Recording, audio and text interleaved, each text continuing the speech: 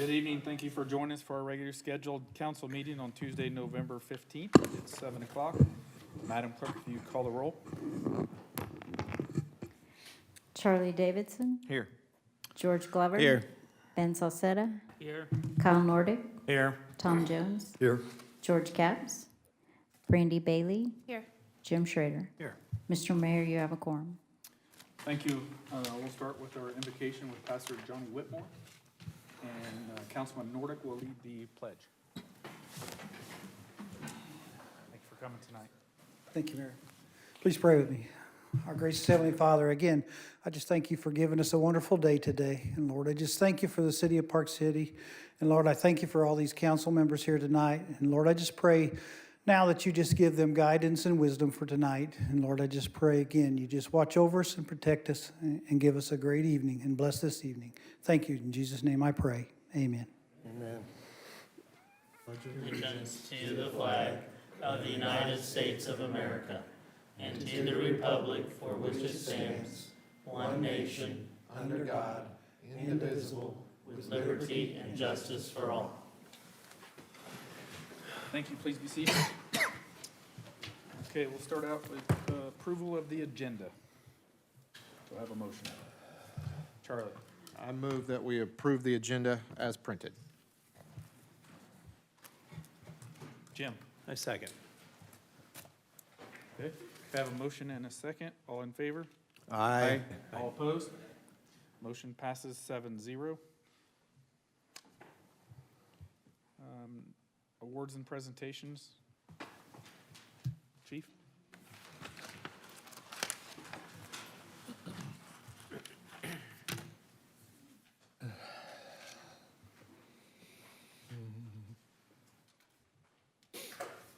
Mr. Mayor, council members. It's my pleasure this evening to recognize two of our volunteers, long-term volunteers. And I'd ask for Brenda Adams and Randy Browning to come to the front. There they are. They're fine, right? This month, Brenda and Randy have served the city of Park City and the Park City Police Department for 10 continuous years as reserve officers.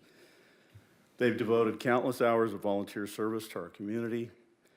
Brandy and Randy are sometimes fondly known as Team Brandy in the police department.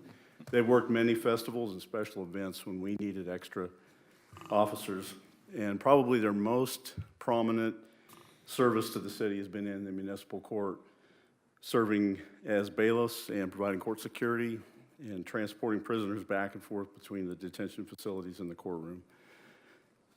Because the reserve officers are not paid, but they volunteer their time, Brenda and Randy have literally saved the city many, many thousands of dollars in wages and benefits.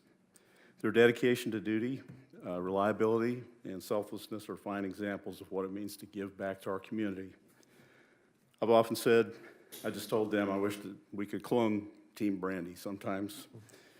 It's my distinct honor to present Reserve Officers Brenda Adams and Randy Browning with these awards in recognition of 10 years of service to the community. Brenda? Thank you, Chief. Please give you this 10. Yeah. Thank you, sir.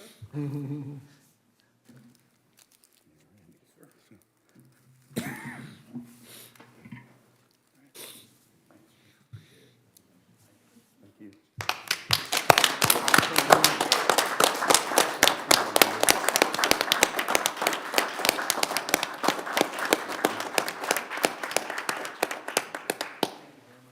Very much.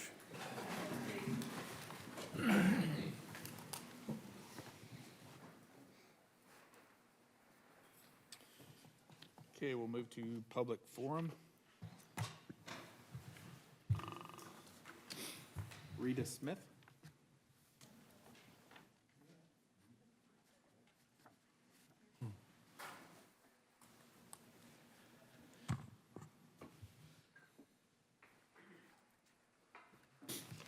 Good evening. My name is Rita Smith, and I live at 6432 Scottsville and have lived at that residence since 1976. I would say many of you were babies at the time. I would like to bring two concerns to the council. My first concern is the vacant property around the corner from my home at 2131 Frontenac. This property has been vacant for at least 15+ years, with exception of insects, including huge grasshoppers that reign in my yard in summer and devour my plants. A family of raccoons, which I have named the defecators, because they came to my south window well to defecate. I have seen rats squeeze under the fence and into my yard. Cats hunt there, and I assume mice live there also. I have seen squirrels, birds, snakes all around that property, and with the open windows in the back on the south side, who knows what gets in there. Also, the basement window does not have a covering. Plant-wise, I fight poison ivy every year, of which I'm extremely allergic. It is difficult to control this plant because of all the other brush, overgrown weeds, and the huge tree which has fallen into that yard.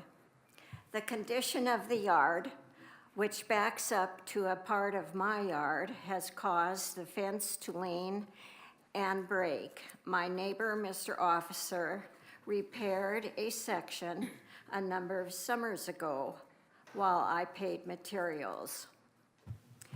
There is no covering on the west basement window. The south window of the house is constantly open, which means rain, snow, and hail most likely are causing water damage and mold. At one point, the basement was pumped out with gallons and gallons of dirty water running through the north side of my yard and the south side of my former neighbor, Adam and Monica. They decided to move after that, as she tried to bring this to the council's attention, but nothing was ever done. What I see looking out my bedroom window is this eyesore, dilapidated property. I'm ashamed to have Thanksgiving guests staying over. Neighbors have provided some yard cleanup from time to time, but it is impossible to maintain, plus they should not have to be responsible for it. There is damage from every direction. It is damaged from every direction, and our neighborhood, and it brings down our property values. I'm sure if the health department were aware of this situation, they would consider it to be toxic and dangerous. Issue 2, from the picture, and I don't know if you have pictures of the property, anyone? I've got 3 copies if anybody wants a copy. Should I? Okay. And then there's those. Thank you, ma'am. From the pictures, you can see how the tree is growing and leaning in my yard. 2 summers ago, 2 neighbors cleaned up the big limb that had fallen in my yard. The last September, another large limb landed on my roof and caused roof damage. The tree is leaning over my house, and a tree trimmer is scheduled and will cost me $1,200 to trim that tree. The tree is not in my yard. This tree is a danger to me and also my home. A new roof is scheduled for December to January. This is causing me expense and concerns, but most of all, this has been allowed to go on for years. The pictures illustrate what a mess this place is. And worse, it is bad advertising for Park City. Something I would hope can happen with this property. Thank you. Thank you for coming. I had Sydney Maybe and Paul Fowler also want to speak on the same topic. So, good evening, and thank you for the opportunity of letting me speak tonight. I'm Sid Maybe, live at 6421 North Scottsville, have been there 38 years. And there's a property in the neighborhood that's been vacant for at least 15 to 20 years. My daughter graduated in 1999, and she thinks it was vacant then. So, the address is 2131 East Frontenac and has deteriorated over that time period with absolutely no maintenance or upkeep done to the residents. The neighbors in the neighborhood have been doing all the maintenance of the yard, mowing it. They also cut down a dead tree that had fallen in the front yard, piled all the brush up in the front yard. It covered about a third of the yard, and magically it disappeared in about a month. So, large brush and volunteer trees have also been cut down along neighboring property owners' wooden privacy fences. 2 of the residents are replacing their fences now. One's been replaced, and Paul over here has been working on getting his replaced.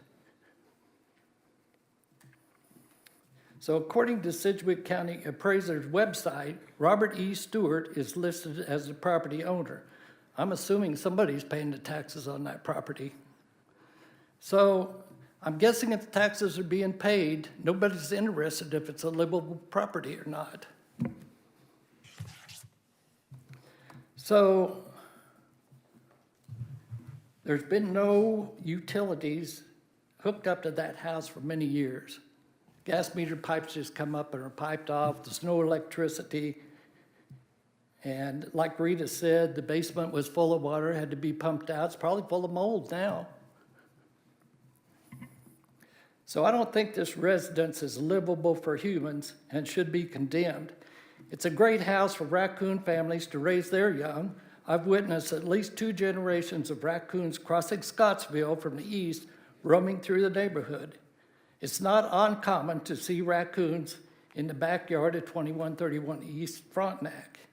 Each raccoon probably has their own bedroom, as entry to the house can easily be attained through open and broken windows, missing siding, and the soffits have fallen off the house. So siding boards have completely fallen off the chimney, fully exposing the chimney to the street. Also, sideboards on the west side and the south have fallen off too. So I was concerned about Rita, my neighbor across the street, with the adjoining property. That house has a large cottonwood tree that has dropped huge limbs into that backyard. That backyard is absolutely full of tree limbs. There's no way to even walk through that yard in the back. So the tree has grown over my neighbor's yard and has been dropping limbs over her yard for years. It's not even safe for her to go out there in the backyard. The tree continues to drop huge limbs in her yard, and she's going to address the council too. She already did. So the property at 2131 East Frontenac has been a nuisance property for many years. It is falling apart and is an eyesore for the entire neighborhood and should be condemned as it is not livable for humans. This property is a huge distractor for the neighborhood and the property owners adjacent to it. And thank you. Thank you for coming. Paul Fowler, do you have anything in addition to what they've said? More of the same. I think it's pretty clear from the pictures that we see and your comments that we'll take a look. And Sean, did you have anything Have you had any contact with this owner? Yes, sir. Actually, there's no excuse that's going to make this a good situation because it has been for 15 years. I know that about 2 or 3 years ago, I originally reached out and found out that the owner, Mr. Stewart, had passed away. There's a whole bunch of legal battles tied up with probate, lack of clear title. Right now, the current property owners are 2 real estate agents that have been paying the taxes over the years. So yes, there's not much that has risen to it. As far as condemnation, it is an eyesore, but it hasn't presented a safety problem as of this date.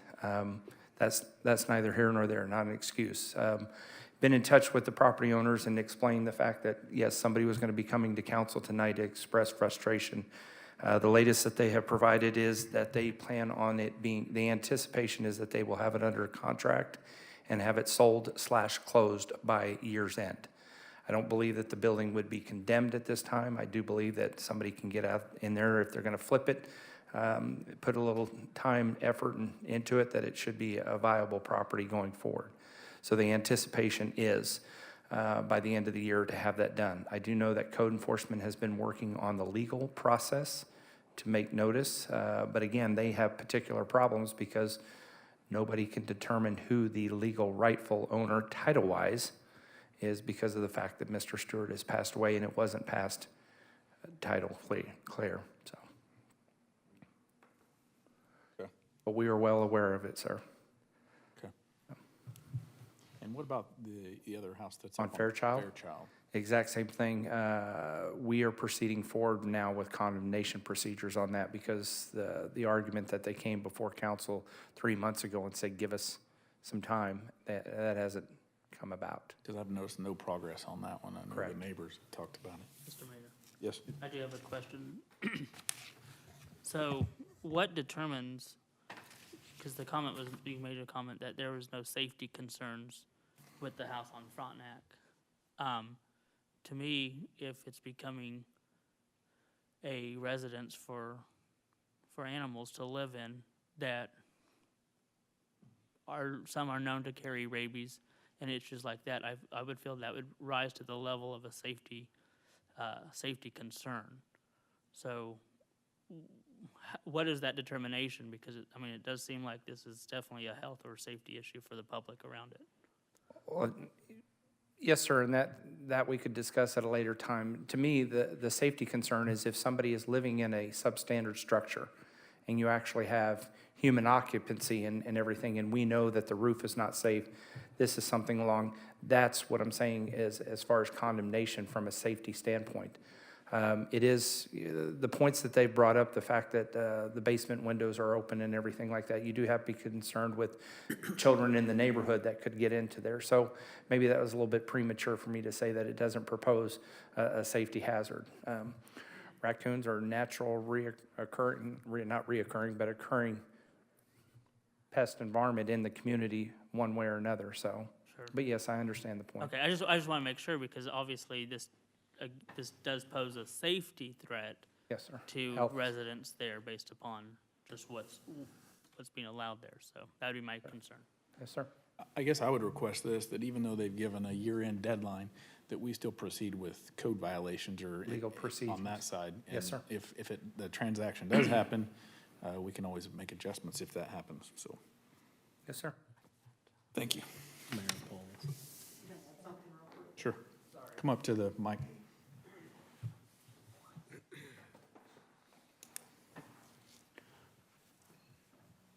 Hi, my name's Paul Fowler. I live right next to it. At what point does it become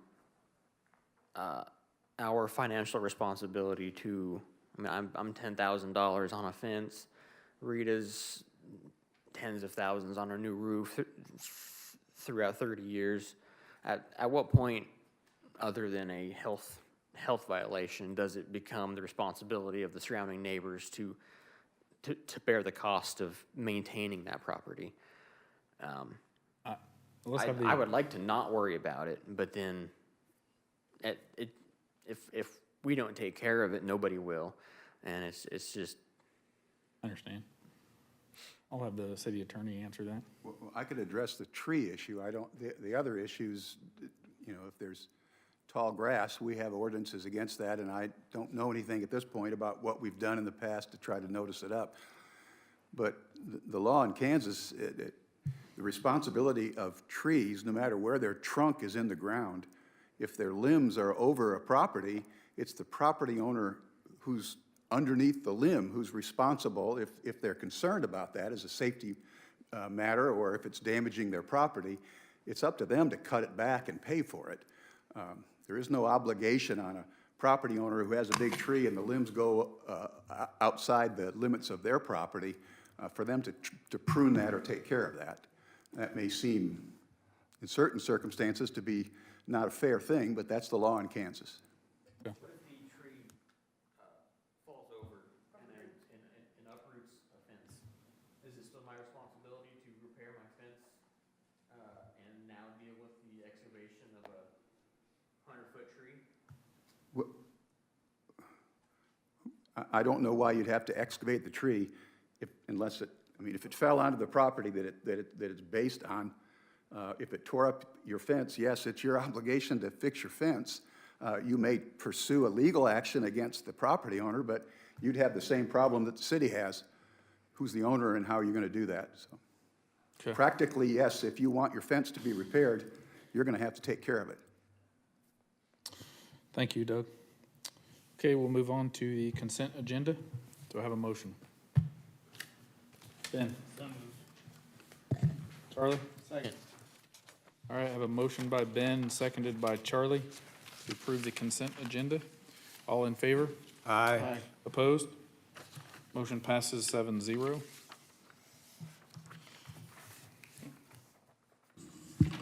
Under new business, discuss and consider appointments to the Community Relations Board. They were actually going to be here tonight, but they're actually in the Community Relations Board meeting across the hall. So neither one of them is in attendance at this meeting. I would say that you guys all received copies of the applications for it. Mr. Lane and Mr. Henry, I think, will be great additions to the board. And I'm happy to say that they will be the 9th and 10th person to the board since we increased it to 10. So this will actually fill the board full. And in our recent request to allow residents outside of town, we did not have to do that. So we're kind of excited about that. Ben?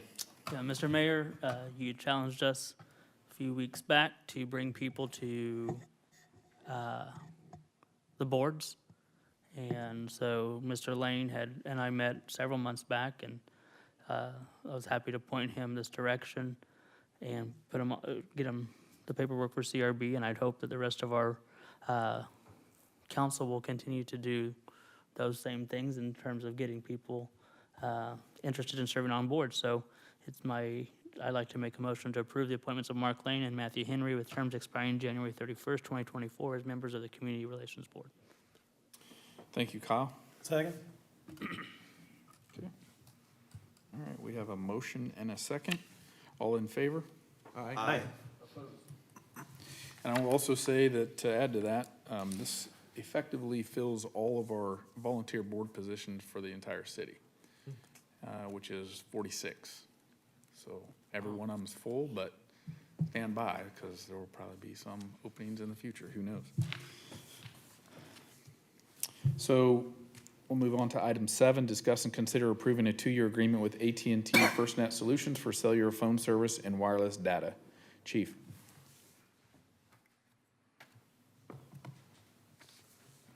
Mr. Mayor, council members, staff has been researching cellular phone and wireless data providers and recommends that the city switch from Verizon to AT&T FirstNet. FirstNet, just by way of explanation, is the only nationwide high-speed broadband communications network dedicated to and purpose-built for first responders in the extended public safety community. Just a tiny bit of history, but following the 9/11 terrorist attacks, the federal government recognized, along with public safety agencies, the need for a purpose-built high-speed wireless network that could combine private resources along with government funding and government resources. FirstNet was the result of a public and private partnership between the First Responder Network Authority and AT&T, based on recommendations from the 9/11 Commission report. Legislation was passed in 2012 to combine private and public sectors, and AT&T was chosen as the provider that would build out the FirstNet system. So you really have kind of like two, they're together, but they're not. So FirstNet is the service that's provided by AT&T. All city departments are eligible for FirstNet service, and these are some of the advantages that we found with FirstNet over what Verizon can provide.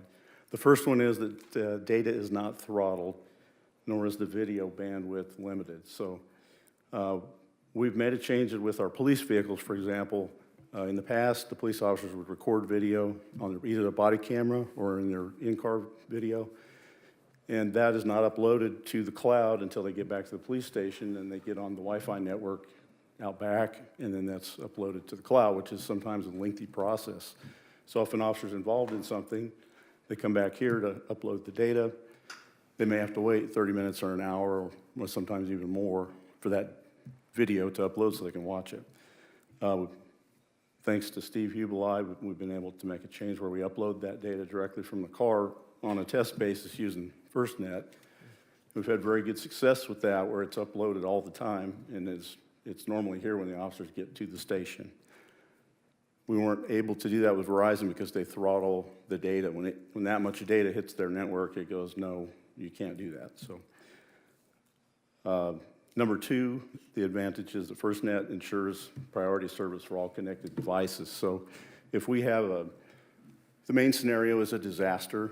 Another one would simply be if we had a large event with lots of people here. You may have experienced this if you go to Entrust Arena or somewhere else, where suddenly your cell phone slows way down or doesn't work at all. FirstNet provides preemption so that essentially all the city-owned cell phones would get boosted to the top of the list and would always have connection. And that's all devices at all times, 24/7, 365, which is not a service that can be provided by the other provider. And number three, the communications are all encrypted and secure with FirstNet. The police department has conducted some pretty extensive testing using both cell phones and data cards in Park City and the surrounding areas. We found that the coverage has been equal to or superior to Verizon. FirstNet already installed 5 cell phone boosters within this facility at no charge and with no commitment on our part. We had the same problem with, it's going back 5 years, but when we moved in here, our radios didn't work in this building, and we had to install a booster for that. However, in testing throughout the city and other places, we've had no instances reported by the officers where we lost connection. Staff has worked with FirstNet to develop a proposal, and that's included in your agenda packet if you want to refer to that. The proposal will provide 36 new iPhone 13 devices that would replace every cell phone that the city has. Excuse me. FirstNet will also provide 10 new ultra-rugged smartphones for Public Works, which have push-to-talk capability. That kind of turns your cell phone into like a two-way radio. Speaking with Deck, he's used that before, and he said he was pretty enthusiastic about that and thought that would be very helpful for Public Works. The cost for unlimited talk, text, and data for the phones is $39.99 per unit per month. Unlimited data for the tablets, laptops is $30 per unit per month. The push-to-talk capability is $2 a month. The total initial equipment cost for the entire city would be $230.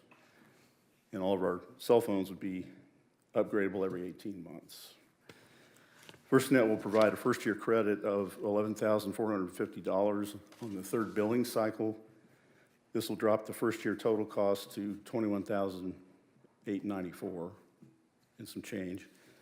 The cost for the second year going forward would be $33,114. For comparison, the current cost for Verizon service per year is $34,202. Switching to the FirstNet, not counting the $11,000 in savings the first year, which would be next year, the city will save $1,088 per year in 2024 and going forward. If you have any questions, I'll be glad to answer them. I believe Melissa Forrest is here. She's our AT&T FirstNet representative. If there's any questions that I can't answer, I'm sure she'd be glad to. Thank you, Chief. Ben? Sorry, I didn't have any questions. It looks pretty self-explanatory. It looks like a good deal. Thank you for the due diligence on looking around on this. So I'd make a motion here to approve and authorize the mayor to sign and execute a 2-year agreement with FirstNet AT&T for cellular service, phone services, and wireless data. Jim? I'd second that. Okay. Any further discussion? Seeing none, all in favor? Aye. Opposed? Motion passes 7-0. Thank you, Chief. Thank you, Mr. Mayor. All right, item 8, consider approval of the write-off of the 2021 uncollectible utility counts. D.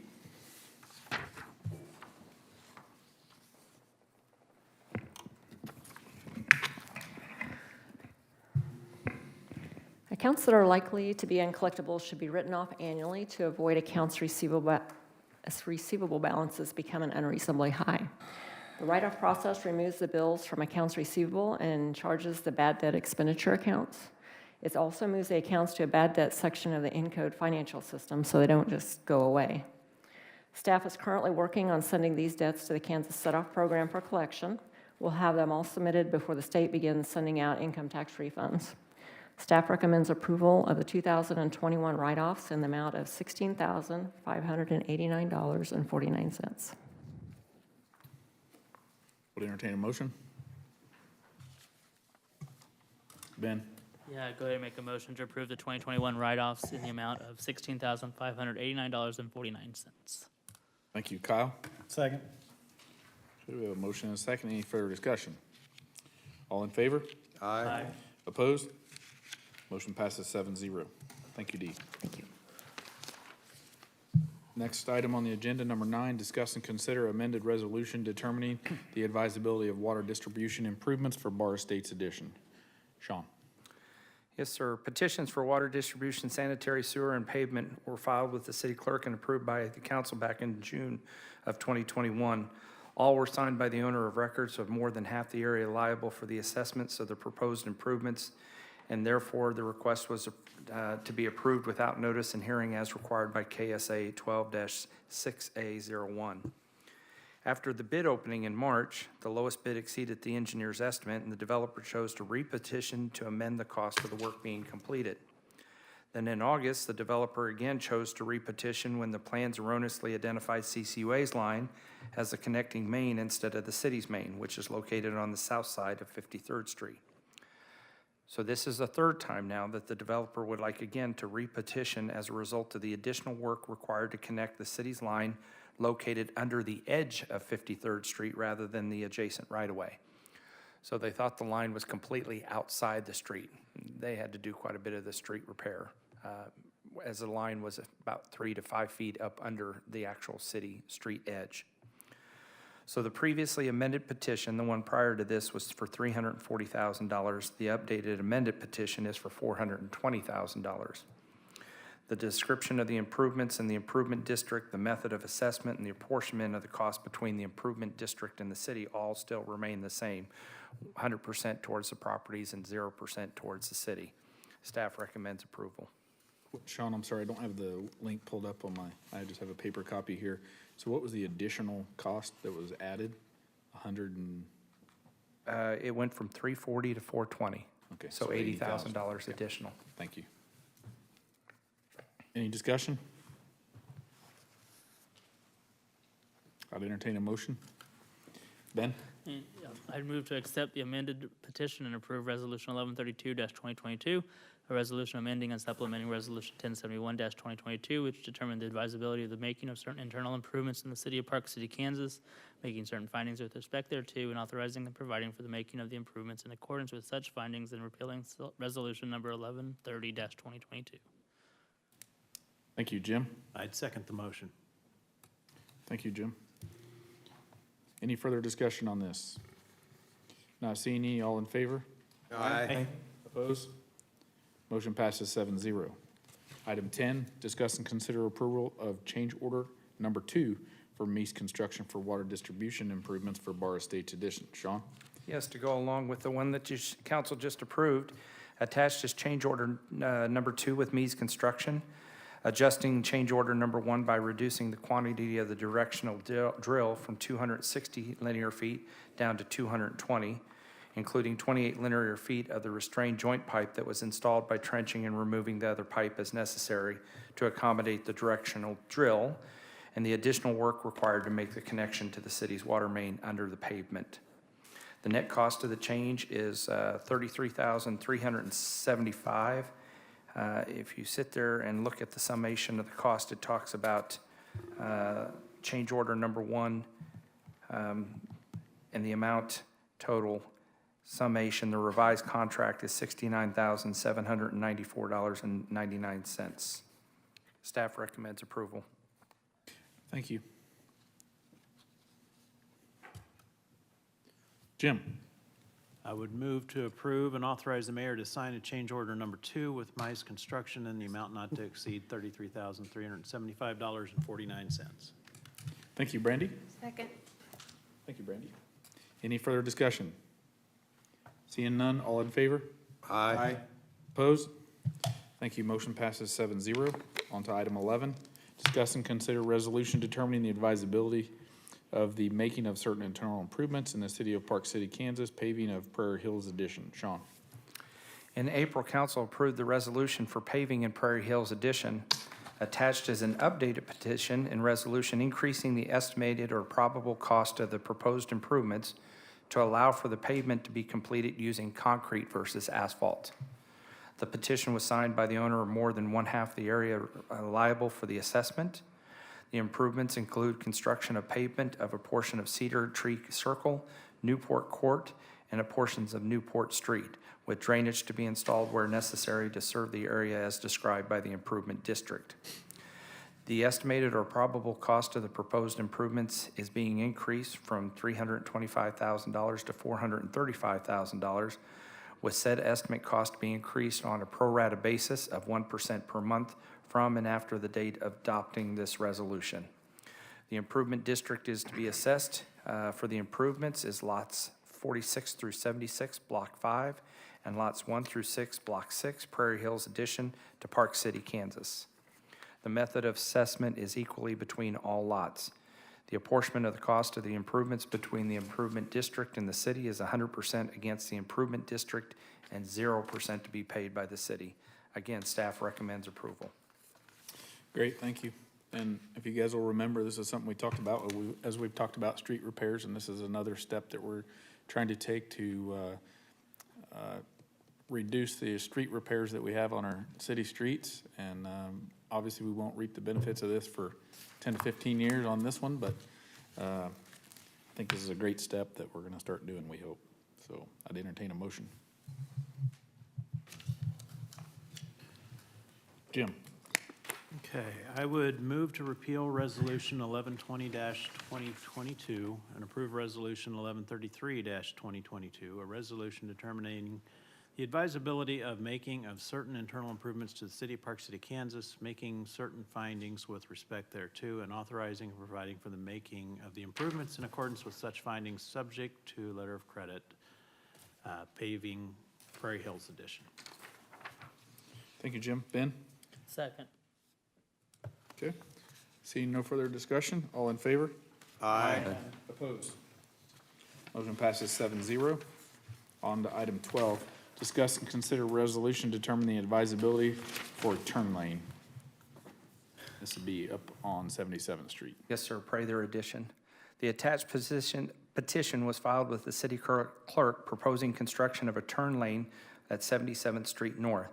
The petition was signed by the owner of records of more than one-half of the area liable for the assessment for the proposed improvements, and therefore the petitioners are requesting that such improvements be made without notice and hearing as required by KSA 12-6A01.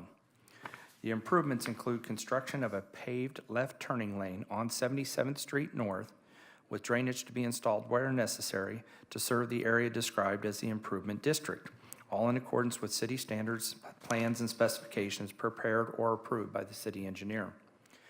The estimated or probable cost of the proposed improvements is $55,000, with set an estimated cost to be increased at the pro rata rate of 1% per month from and after the date of the adoption of the resolution. The improvement district is to be assessed for the cost of the improvements is lots 1 and 2, Block 1, and lots 1 through 4, Block 2, Prather Addition, Park City, Sedgwick County, Kansas. The method of assessment is done on a square footage basis as described below. Lot 1 would pay 18.36%. Lot 2, Block 1 would pay 15.2%. Lot 1, Block 2 would be paying 16.7%. Lot 2, Block 2 would be paying 11.83%. Lot 3, Block 2 shall pay 11.05%.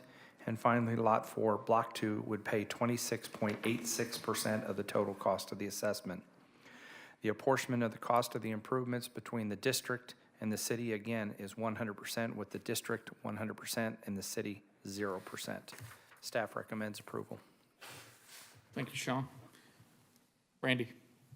I move to approve Resolution 1134-2022, a resolution determining the advisability of making of certain internal improvements in the city of Park City, Kansas, making certain findings with respect thereto, and authorizing and providing for making of the improvements in accordance with such findings. Turning Lane, Prather Addition.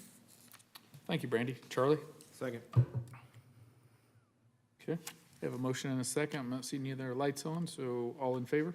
Aye. All opposed? Motion passes 7-0.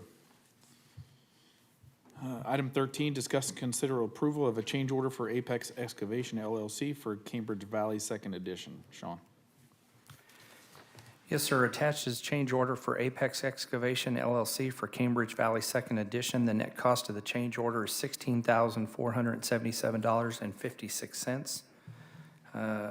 This one was just submitted to us just prior to the actual date to get the agenda out, so staff has very little information, but it is within the petition amount originally approved by council. And Sean, I noticed in here they have that it'll affect a property owner by removing their fence and replacing. If we could, just based on a recent experience, make sure that the residents are notified in advance that. 10 days in advance. Yes, sir. Okay. All right, entertain a motion. George? Yeah, I'll go ahead and move to a motion authorizes mayor to sign a change order with Apex Excavating LLC in the amount not to exceed $16,477.56 to be paid out of the Capital Projects Fund. Thank you, George. Charlie? Second. All right, we have a motion and a second. Seeing no further discussion, all in favor? Aye. Opposed? Motion passes 7-0. Item 14, discuss and consider an agreement with Professional Engineering Consultants for services related to drainage and traffic study for the downtown development improvements. Sean? In cooperation with the earlier 6 o'clock meeting, attached is a scope of services for engineering services for both transportation service and drainage analysis for the Park City downtown development.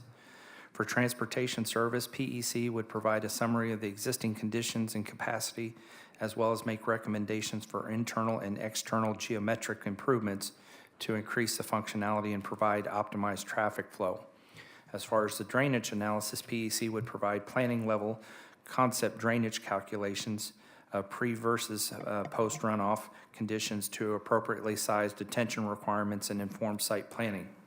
The cost of the transportation portion is $9,500, and the drainage analysis is $6,000 for a total cost of $15,500, and staff recommends approval. Thank you, Sean. Ben? Yeah, I'd go ahead and make a motion to approve and authorize the mayor to execute an agreement with Professional Engineering Consultants in the amount of $15,500 to be paid out of the Capital Projects Fund. Thank you, Ben. Jim? I'd second that. Okay, thank you. Okay, we have a motion and a second. Seeing no further discussion, all in favor? Aye. All opposed?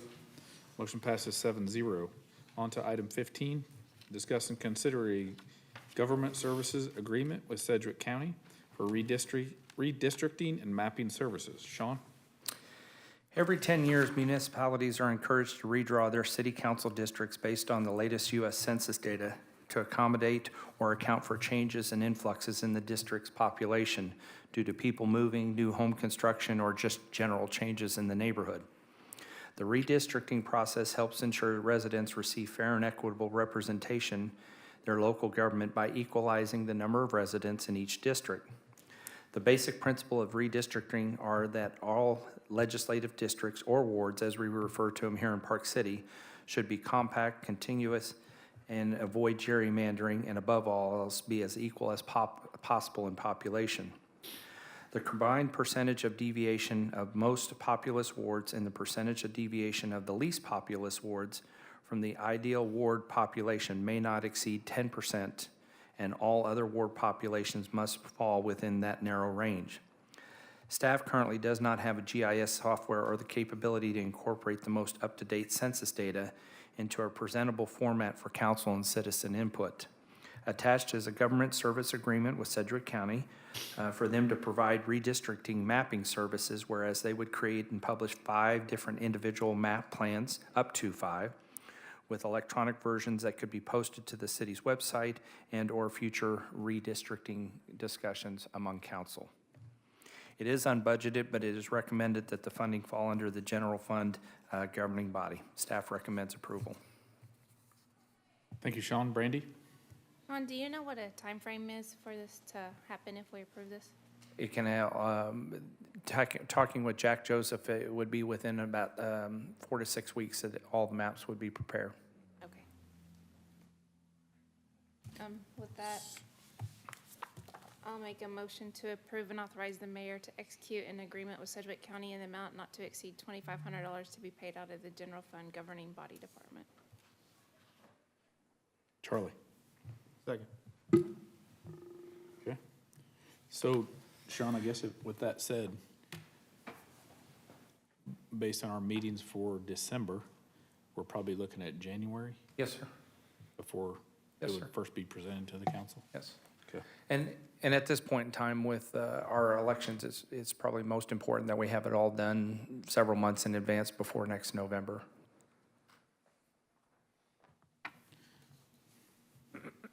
We have an election though here, so I would say, because people are gonna need to file by June 1st, so I'd say we probably need it really early in the year. Yes, sir. That's what I'm saying, is to get prepared for that next year. Thank you. Brandy, you already talked. Ben? Have we spoken with the election officer, commissioner, if January is acceptable? Yes, we have. Okay. Sweet. Yes, we have. All right, seeing no further discussion, all in favor? Aye. Opposed? Motion passes 7-0. Item 16, discuss and consider lease purchase of vehicles for public works, police, and administration. Sean? Last month, council approved a master equity lease agreement with Enterprise Fleet Management outlining in general terms insurance, maintenance, warranties, etc. for their program. It was conveyed that any and all subsequent leases would be covered under individual agreements specific to the year, make, model, and term and lease rate of each vehicle. Attached are lease equity quotes for a total of 11 vehicles. For Public Works, there's a total of 5. 3 2023 Ford F-150 XLT 4x4 Super Cabs, 2 2023 Ford F-250 XL 4x4 regular cabs. For the building inspector, there is 1 for a 2022 F-150 Ford, XL 4x4 regular cab. For the city administration side of the house, a 2023 Chevy Traverse LT leather 4-wheel drive. And police, there are a total of 4 vehicles. 1 2023 Chevy Traverse, 1 2023 F-150 XLT, and then 2 2023 F-150 police responders.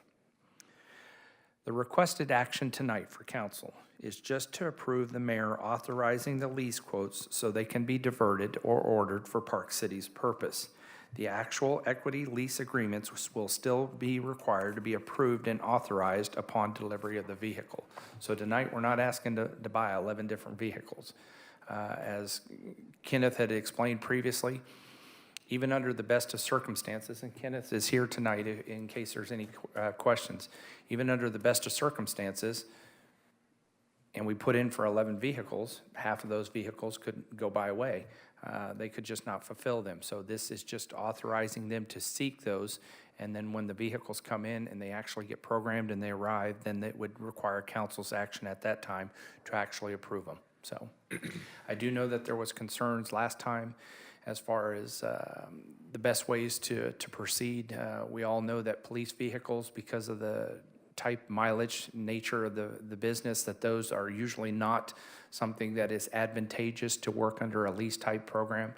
We already have a vehicle replacement plan that is fully funded.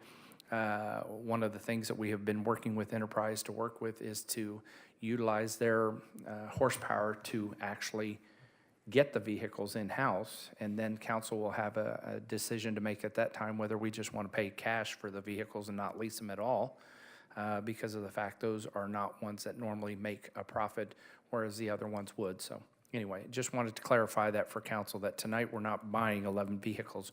We're just authorizing the mayor to approve the quote so that they can be diverted or programmed in our direction. Thank you, Sean. Tom? I have a question. I was opposed to it when we first did it. We bought 2 four-door Ford pickups several months ago, or about a year and a half ago probably now.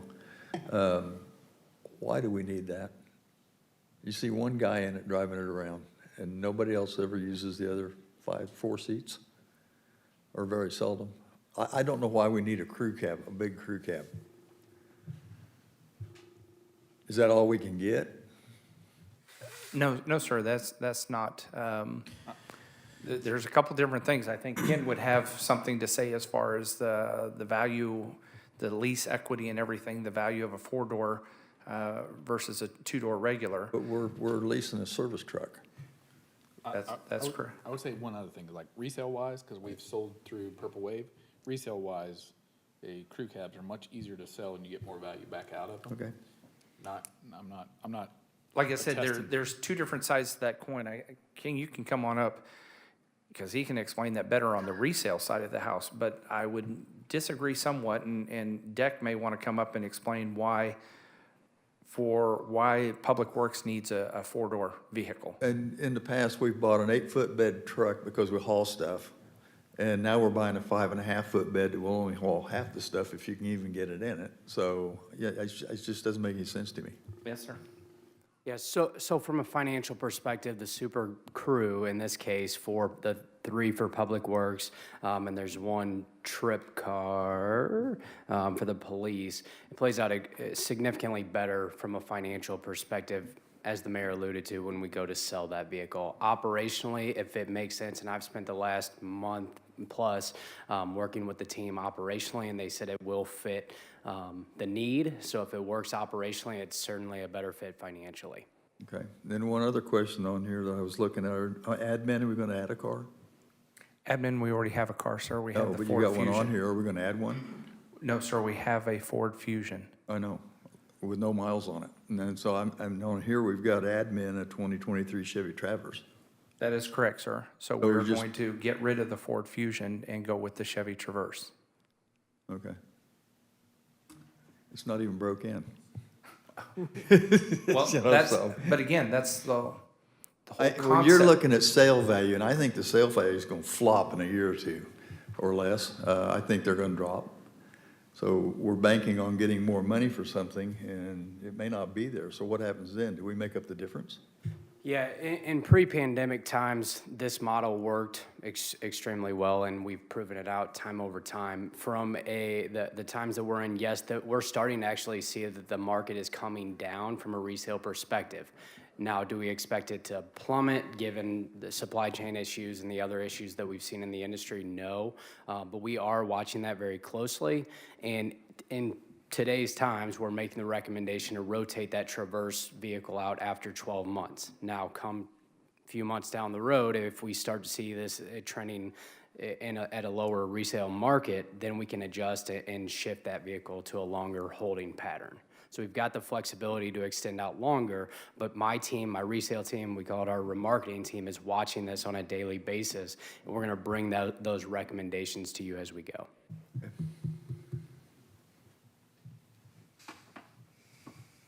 Jim? Sean, you mentioned, I mean, there's 11 vehicles here, so we don't have any obligation to pay for them until they secure them. Correct. But what inclination are we giving them? Obviously, if we sign them, sign this and we go out and they secure vehicles, do we have yes, it's still a budget question then, but do we have an obligation? So if we sign tonight, are we committed? What happens if we don't, if we say, oh, you found them, we don't like this? What happens then? Yeah, so I think what Mr. Fox was alluding to primarily is that we are ordering these vehicles and there's a chance that they are canceled, right? Most folks want the vehicles as they're coming in. With the types of vehicles that you're operating, we can certainly reallocate them if you do not need that vehicle any longer. But the intention would be to order vehicles that you're needing for us to procure. Some of the vehicles will come in sooner. For example, the Traverse, it should come in significantly faster than some of these pickups.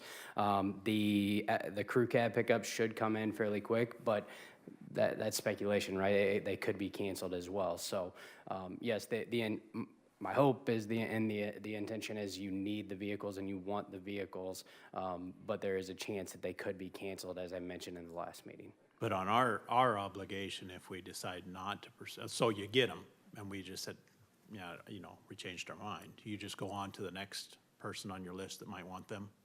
Yes, we can certainly reallocate the vehicles. Again, we want the partnership and the relationship, and we want this to take off in the right direction and allow us to prove ourselves and the business plan. But yes, I can reallocate those vehicles in this situation if they were not needed. Okay, I'm just trying to be open-minded here. Yep. You know I don't like leasing, but Absolutely. I just wanted to understand both sides of that. And I noticed on the quote, the first subsection, item number 1, capitalized prices of vehicle may be adjusted to reflect manufacturer's invoice. So this is more of an estimate of what that is today. So- Explain that one to me. Yeah, so the estimated pricing is for the the F-250. So that vehicle, we are placing that order. We have to place that order very quickly in order to procure that vehicle for you and have a chance of getting those vehicles in. The finalized pricing from the manufacturer has not been provided yet, nor has the incentive. So what I did was I took the last model year's invoice cost, marked it up 10%, and used a $0 incentive for extremely conservative pricing. Okay, thank you. And then, we haven't made this decision yet, but I noticed on a lot of the quotes, we were talking about a 12-month lease. Is that what we're talking, or is that what we're leaning towards here, is a 12-month lease on some of these? Yes, and for other situations, that will change. With these units, there's fairly light equipment, non-police vehicles. There's the police vehicles that are on the 12-month term are trip cars. And then the other vehicles have very light equipment, flashers, strobe lights, very light equipment, which makes sense on that short rotation. Now, again, to my earlier point, we can certainly extend out longer if the resale market drops. Same for on the police vehicles, we can get out sooner as well. So we've got a lot of flexibility there. So on the police vehicles, the 12-month lease annual cost is like $11,916 on the 2023 Ford F-150. Correct. That does not include all of the police equipment we need to put on it. The Park City logos, the radios, the flashers, all of that, right?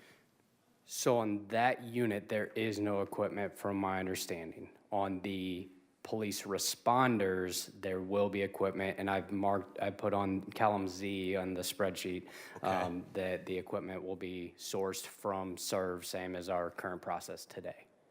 What does it cost us to outfit a vehicle again? It's $7,000-8,000?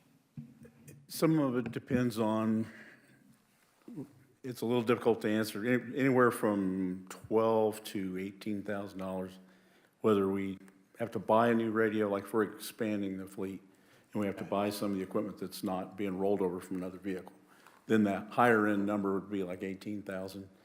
The lower end number would be like around 12,000, where we're just rolling some equipment over, some of the radios and things of that nature. What I'm trying to understand here, so yeah, thank you, is like on the one-year lease, are we gonna have to have that expense every year? We wouldn't on the one-year lease, other than maybe to update the radios. But it's the other three that are on this 3-year self-funded lease that would be, so we wouldn't be restriping vehicles every year. Because I really wanted to, but it'd be a substantial cost that ought to be factored Correct. in for us. The police department has a couple trip cars that are not regular, normal cruisers. And so those are the ones that are being proposed under a one-year lease type deal. Because Okay. those would not have the hard miles that we would expect an F-150 responder, a police responder vehicle to have. So again, it wouldn't require all the bells and whistles. It's a trip car. So, Okay, I understand then. And then I guess just to, lastly, what does the self-funded mean on the three police responders?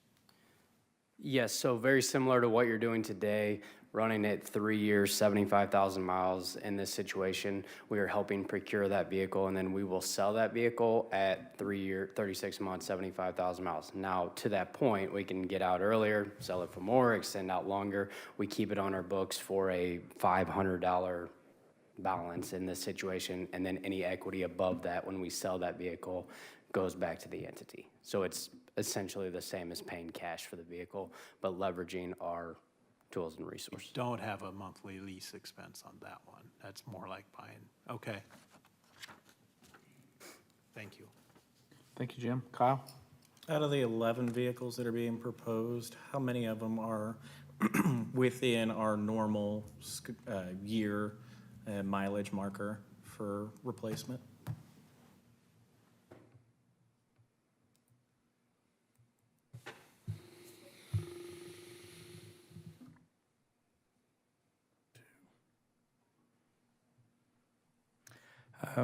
Conservatively, I would say 5. Because some of them, we're still playing catch-up on vehicles that haven't shown up, that have been ordered for the police department but haven't shown up yet. Okay. And And we're projecting out that some of them may take 12 to 24 months in order to actually show up. So we're projecting out ahead of time. Okay. I noticed that on a lot of these, 9 of them are reallocations from different entities. Is that just due to Ford being closed for model year 23? And so we're trying to pick up vehicles as fast as we can? Correct. Okay. That's it. Ben?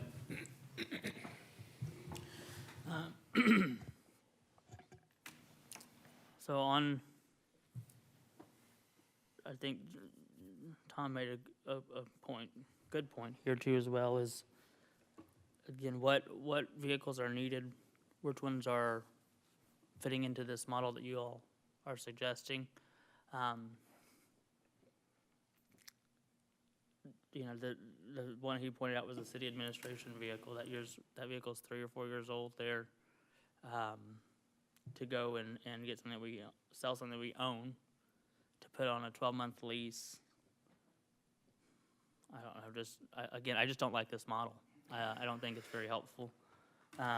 One question, and I think Jim brought up this point as far as the estimated pricing. Well, this one's not out estimated till April of 2023. So we're not quite sure where that price is gonna come in at yet, though, for sure. Is that correct? Just the F-250s.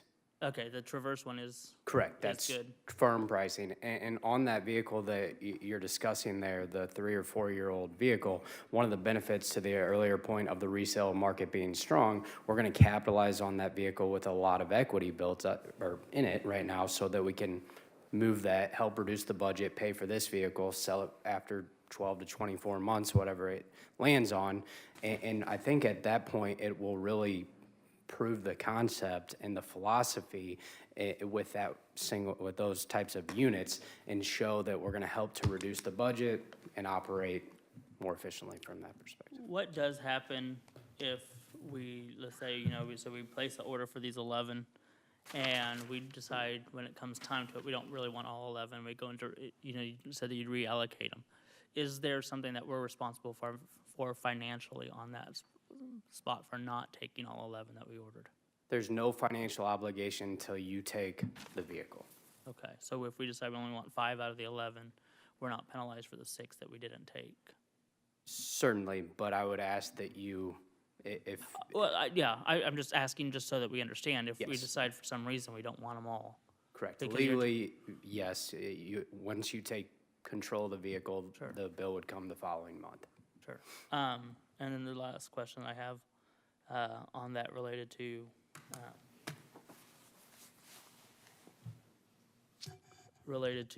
that portion of it is, and my brain is slowed down here just a little bit, so I'm gonna come back, actually. I'll come back to it here because I think somebody else had something. Sure. I had a question. So, an example of like the trip vehicle, an admin vehicle that's parked here. Let's just say you said it's a 1-year switch out of that vehicle. Let's just say in a year it has 4,500 miles on it. Who decides that we're gonna do that? I mean, we're in the driver's seat and say we wanna wait another year, or? Yeah, so you absolutely have the power to do that. We do not bring in a new vehicle until you sign that quote, you tell us go, right? Now, what we will do is we will make recommendations based upon the data that we have and the vehicle industry that we have. We will bring that to your table and tell you to extend that vehicle out longer, get out at that time. But no, you have control to dictate when you get out of that vehicle. I guess my thing is, I guess I've worked in government work for a really long time, and I just feel like to the public, the optics of government employees getting new vehicles every year or driving vehicles with leather or whatever it is, to me, just the optics of it. And to me, there really has to be a monetary benefit to us in order to justify that. Yeah, absolutely. That's my concern. Most definitely, and it has been well proven here in the state of Kansas that this program does work, but I am not telling you that this 1-year model is going to work for the rest of history, right? We are going to extend out. At some point, the Traverse will be running out 36, 48, 60 months, right? And that's where the flexibility comes in. What I do on the front end and the analysis that we prepared, and then what my team, Justin Harper, who the team has met before, what he will do is continuously bring this type of analysis to your table and make those recommendations as we go. So we're absolutely looking at it from a financial perspective, but you still have 100% control of when and dictating what the city does. Now, if we, at some point, we can change the philosophy, and maybe these Traverses with the leather are not the right vehicle from an optics perspective, right? We've got the flexibility, we've got every vehicle, every option, every model for you to choose from, and that's one of the benefits. We'll lay out the financial recommendation, and then we'll work together as a team to figure out what's best for the entity. And that's mine. I just, to me, this really has to put money back in the taxpayer's pocket, and nobody wants to, drive down 61st and see, 1, 2, 3, whatever parked vehicles that are hardly getting used, and then we get a new one next year. I just feel like that balance, we got to find that balance. My next question would be, let's just say that we find police vehicles or whatever vehicles that we're going to buy, and the price that you guys have on them is higher than what we see is on the state contract currently. We're still not obligated because we haven't taken those, right? We could still buy off the state contract? Most definitely, and I can buy off the state contract as well, so absolutely. You are not obligated to purchase directly solely from Enterprise. We've got to earn your business every single year, every single vehicle. Thank you. Tom? I was going to say, I don't want to go back to where I started, and I was kind of picking on the trucks. I apologize for that, but I can remember several years ago, we went out and bought a truck. We bought a 3/4 ton truck with a 8-foot bed fleet side. The people that used that truck had asked for a flatbed truck, and we didn't buy it, and it defeated the purpose of getting the new truck. So I want to make sure that when we go out and buy something, we don't buy a short bed if they need a long bed every day. And Yes, sir. that is my whole thing here, and I don't care what the resale value is. If the city can't use it, then we don't need it. Is not entirely correct. And I will tell you that although I have been in all the discussions, I am not leading the discussion. When it comes to the police vehicles, Kind of like Councilmember Cap said, we need to listen to the chief and what he needs, brakes, tires, the whole. Right. When it comes to the public works side of the house, it has been with Deck and Zach. I can tell you that over the 4 years that I've been here, the philosophy has changed. Originally, the first time we sat down to do the vehicle replacement plan was with Eric. His philosophy of what was needed in the fleet was completely different than what it was when Simon was here. It's completely different than what it is with Deck. It's one of those things that, yes, I am listening to the frontline folks that sits there and says, this is what I want. We're not sitting here trying to force feed and say, hey, look, can you make a 5.5 foot bed work? You know, Simon was very specific in the fact that, yes, we need crew caps, and the reasons why is because I need 2 people out there doing a job, not just 1 person. I need to have my tools, not just in the back end, but I needed them in the, and again, that's something that I'm gonna listen to the staff on and tell me, my job is to help you get the resources that you need to do the job. It has changed over the time. I know that we originally, when we did the vehicle replacement plan, we had 1-ton vehicles that we were going to be using as pool vehicles and everything.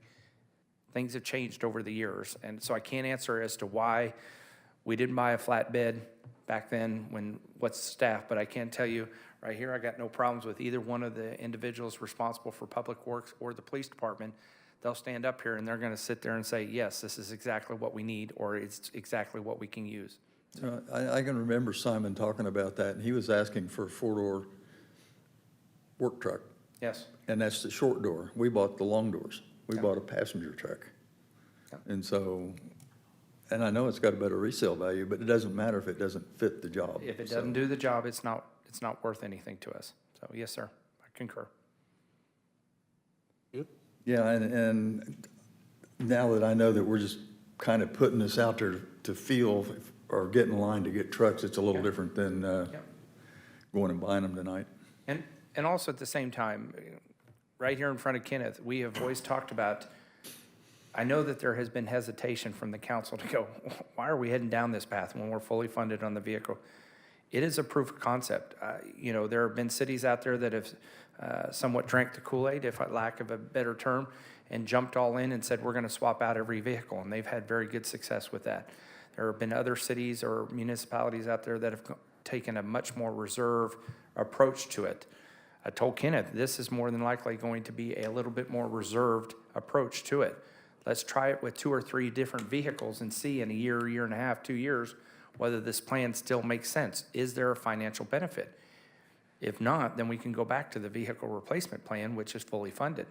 But again, it may not, and I understand, Mayor, the optics, driving a leather vehicle and, you know, a vehicle with leather and everything like that. But quite honestly, that's part of the reason why the model should make sense, is because there's not much of a resale value of a truck that has vinyl.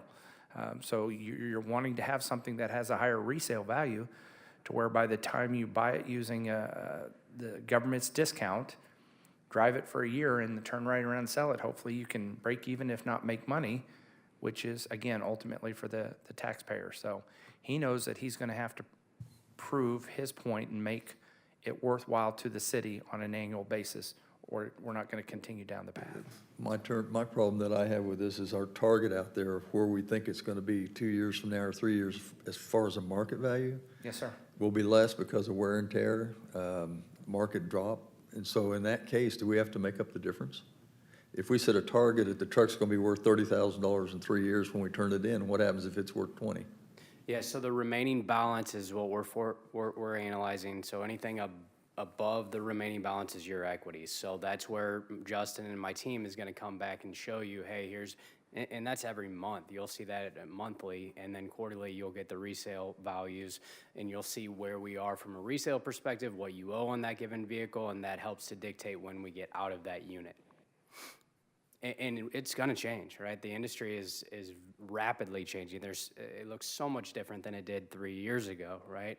And that's one of the benefits of having the industry experts and being in the vehicle industry like we are at your side, working together with you. And that's the biggest piece.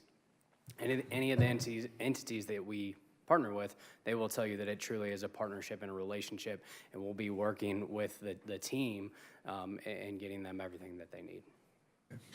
And I just wanted, on what Sean was saying about my comment earlier about the optics of it, I also I don't want us to get back to where we were 10 years ago, where we have trucks driving around that are rusty and the floorboards falling out of them. And I mean, I feel like we need a reliable product that our folks can respond to. The police can respond to something, code enforcement. We have a water main break. We don't need to be dealing with a car breaking down or a truck breaking down on the way. So, Jim. Okay, just bear with me, I'm stepping through this. So I'm picking on the police trip vehicle, just because it's kind of middle of the road here. Annual cost is $11,916, $12,000 a year.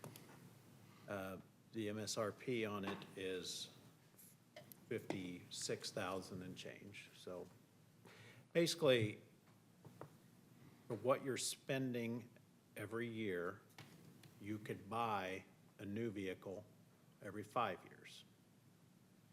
So I'm rounding and I'm making easy math. Would we normally, Chief, get more or less than 5 years out of that vehicle by buying it? I'm trying to draw a comparison of buying versus leasing, and it strikes me it's pretty darn close.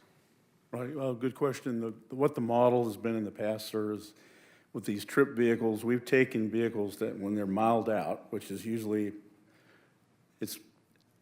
it's been a little bit different lately because of staffing and things like that. Roughly 6 years, about 6 years, we take a vehicle out of service as a marked patrol vehicle.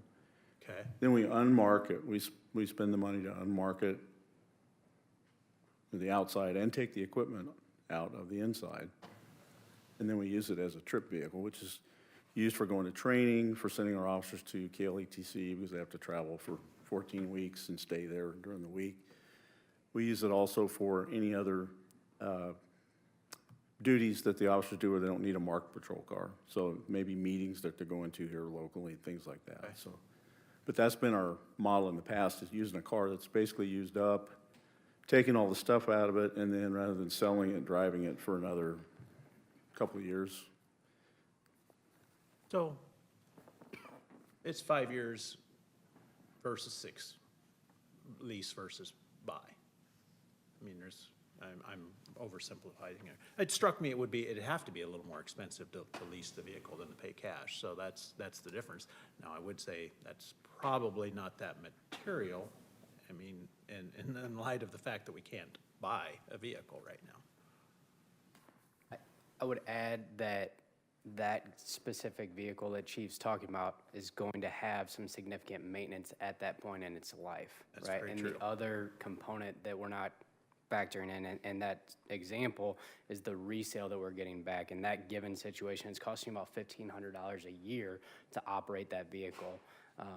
So for it's apples to oranges somewhat, but at the end of the day, this philosophy is reducing some of those operational expenses and shifting it to the depreciation side, but then we get to capitalize on the resale equity coming back. And it's not a traditional lease where I keep the equity, you get the entity gets the equity. Okay. Thanks. Ben? I remember my question, sorry. Since these are done on a 12-month lease or term on there, just for, because I just don't know. So if we draw it out to 24 months versus 12 months, is the monthly cost changed at all after that 12-month, or No, it's and- just a continuation of the current contract agreement? Yep, well, the price will stay the same. The depreciation, we're depreciating them at 1.35% in this situation. So that last part of this spreadsheet there, or this document here, would that all be readjusted then if we determine to carry on and not purchase? Yes, so the reduced book value will simply go down by another $8,000-9,000, whatever it be. So the reduced book value will continue to be paid down, and then whatever we sell that for at year 2, or whenever we sell that vehicle, the remaining balance will just be lower. Okay. And Sean, how many vehicles do we currently have in our fleet? 39, I thought. I can pull that back up. It's right around there. This is about 28-30% of our fleet we're looking at replacing right off the bat within a month. Well, Potentially. I mean, and it's not within a month, sir. I mean, some of these Well, a month vehicles of our may. last agreement, but since we signed the agreement or approved the agreement a month ago, we're coming back to request almost a third of our vehicles be replaced. To put in request for those vehicles. Yeah. Because we realize that some of these vehicles may take, at best case scenario, 12 to 18 to 24 months to actually get in. I'm just checking, because Yes, you sir. said that this would be a small bite, and Yes, sir. obviously 30% is not a small bite. So there's 36 vehicles, and we're talking 11 vehicles over 2 budget years, essentially. Okay, no, that's fine, I'm just making Yes, sir. sure, I mean, that is a big difference from 2 to 3 vehicles at a time. Yes, sir. Charlie? I really appreciate the conversations tonight. I was supportive of the lease, so I'm going to move to approve and the mayor authorize the equity lease quotes with Enterprise Fleet Management. George Glover? Yeah, I'll second the motion. Okay. Had a really good discussion on it, about 30 minutes. Seeing no more lights on. All in favor? Aye. Opposed? Nay. So 4-3? An aye this time. So if you're a nay, raise your hand. Okay, motion passes 4-3. Yes.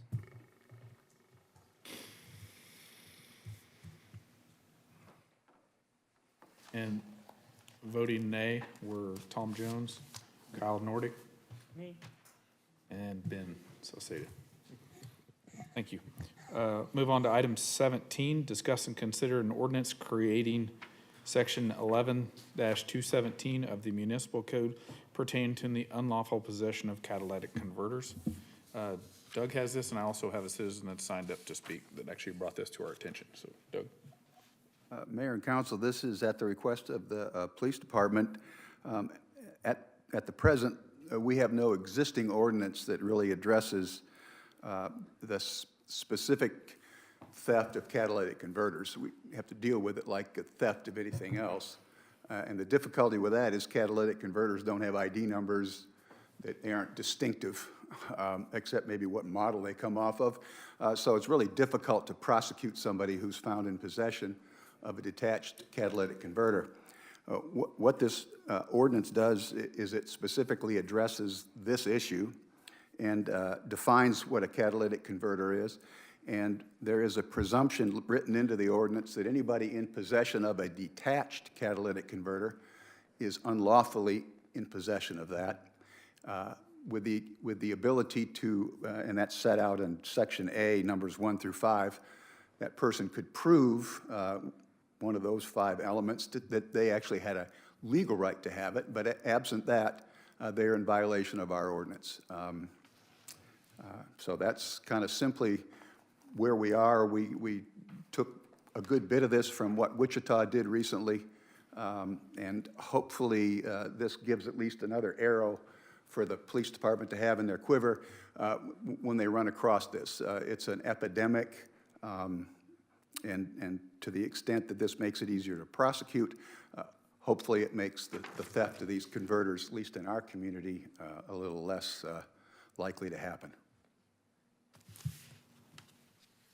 Thank you. Jerry?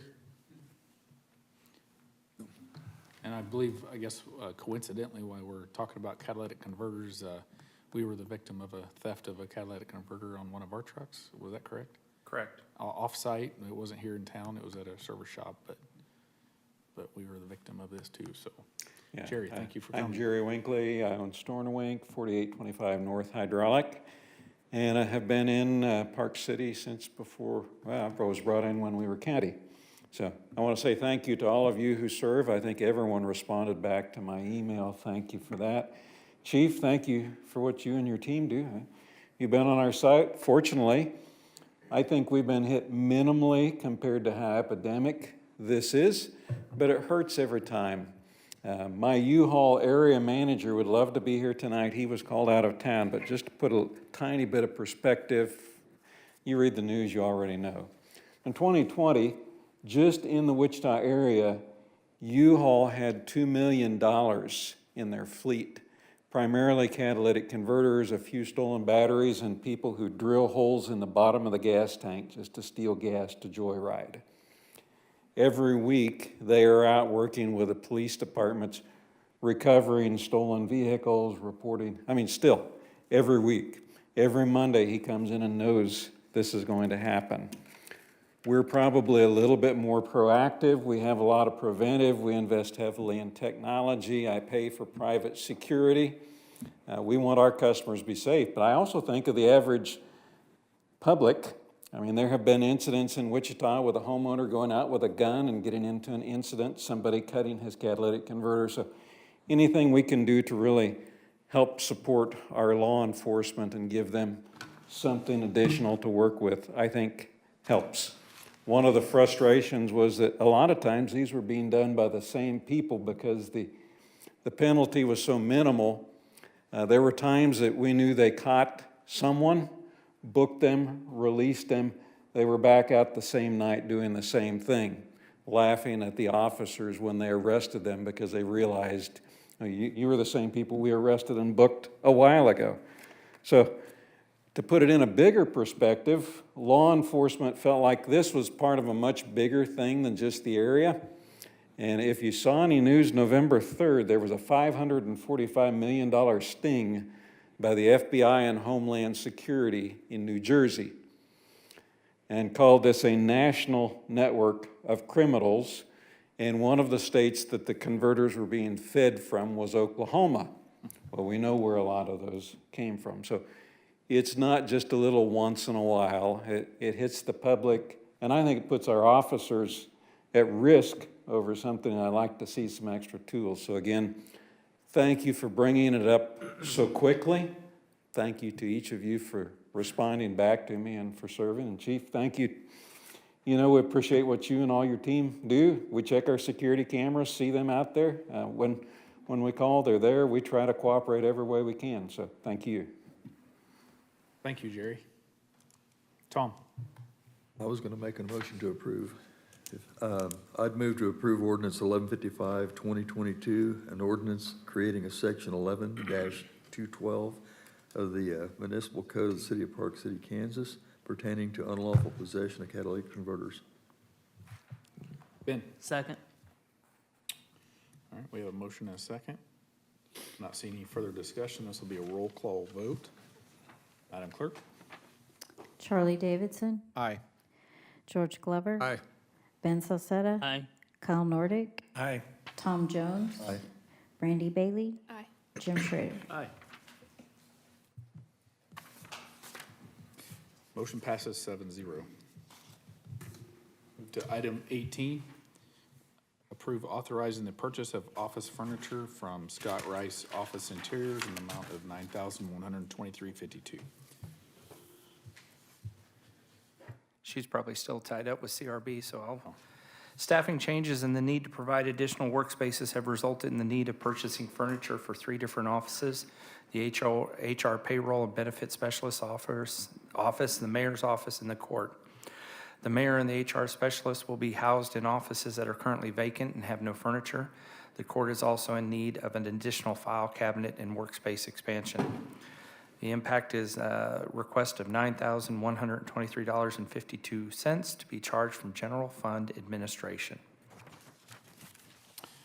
Thank you, Sean. Ben? It's good to see us get a mayor's office there. I'm going to make a motion to approve the purchase of office furniture from Scott Rice Office Interiors in the amount of $9,123.52 to be paid out of the General Fund Administration Department. Charlie? Second. Okay. Seeing no further discussion, all in favor? Aye. Motion passes 7-0.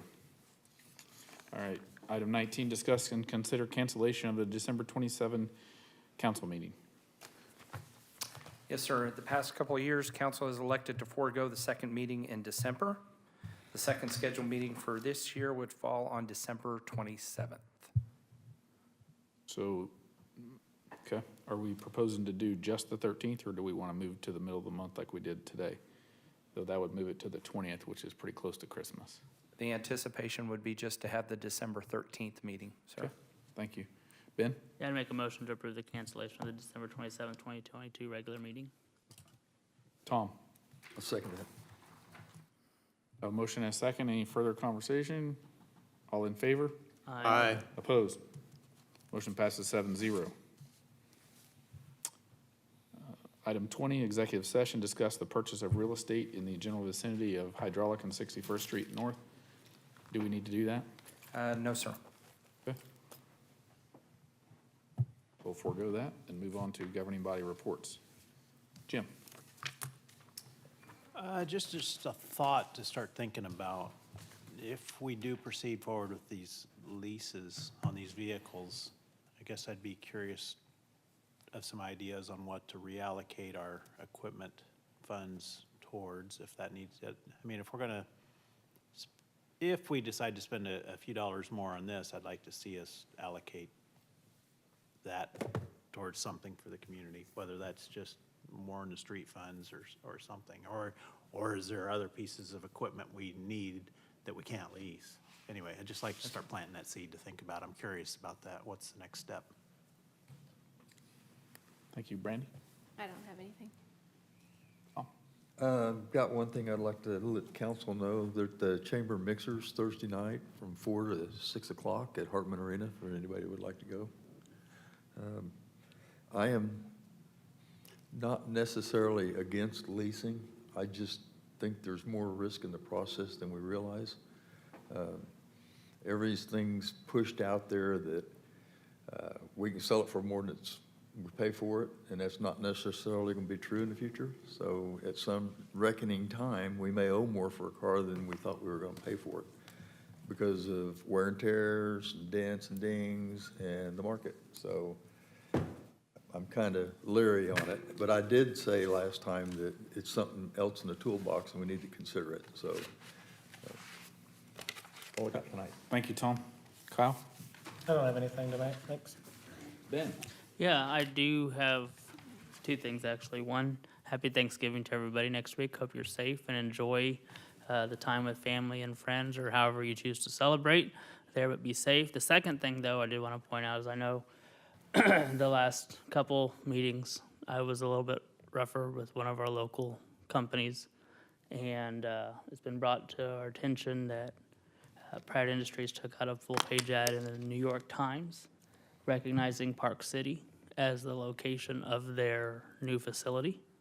And so I want to say a huge thank you to the corporate side and to our local division here at Pratt Industries for making that print and putting that in a major publication. I think that does speak volumes. So I know I've been a very vocal critic of what's taken place up to that point, but I also believe that when you do something right, you deserve the same sort of recognition for that. So I want to say thank you to Pratt. Thank you, Ben. George? Yeah, I want to thank all the folks that have stepped up to be part of our Community Relations Board and other boards as well. You are the future of Park City. Also want to wish everybody a happy Thanksgiving coming up. Also Veterans Day that we just had. I was meeting a lot of veterans that day, and we just thank you for your service to this country.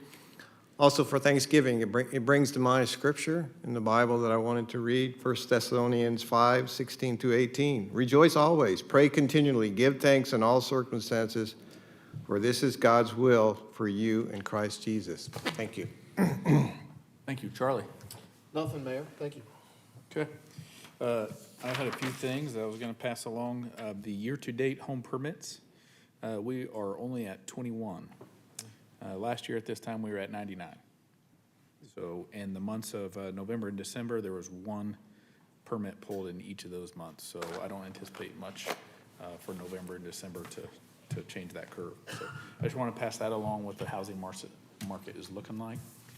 Some of that could be to available houses. I know that we just completed the Cambridge Valley second edition, so there'll be quite a few houses going in there. And I know that TJ up in High Ridge is starting to get some basements put in and stuff. So that's promising news.